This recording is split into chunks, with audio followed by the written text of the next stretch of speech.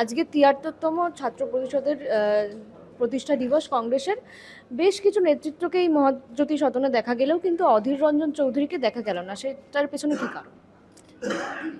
আপনি ডিপি রায়কে দেখতে পেয়েছেন? পেয়েছিলেন? আপনি জিজ্ঞেস করলেন না কেন? বাংলায় তো অধীর রঞ্জন চৌধুরী কংগ্রেসের একটা বড় নাম। ডিপি রায় নাম নয়, আব্দুল মান্নান নাম নন। এজেন্ডা যদি ফিক্স থাকে কোনো জায়গায়, উনি বড় নেতা, অন্য কোনো কাজে এরাও যেমন আসতে পারেনি, এর আগের বার উনি আসেননি, এবার এসছেন, সুযোগ পেয়েছেন, এসছেন, সবাই আসার চেষ্টা করেন। মূলত এটা ছাত্রদের অনুষ্ঠান। যারা ছাত্র পরিষদ করেছেন তারা কষ্ট থাকলে যে কোনো কাজের মাধ্যমে তারা চলে আসেন। তারা নেতা হন কিংবা নেতা না হন, তাদের এখানে টান থাকে।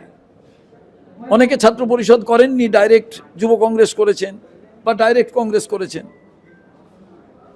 তারা সুযোগ পেলে আসেন, সমস্ত কাজকে বাতিল করে তারা অনেক সময় আসেন না।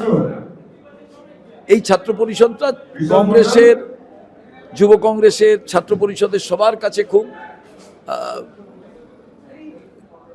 এক নস্টালজিয়া। তো প্রত্যেকে খুব আবেগপূর্ণ হয়ে পড়েন। কোনো কারণে আমাদের যে নেতারা আসতে পারেননি, তারা কোনো না কোনো কাজে হয়তো ব্যস্ত ছিলেন, সে কারণে আসতে পারেননি, কিন্তু তাদের মন সবার এই মহাজাতি সদনেই থাকে।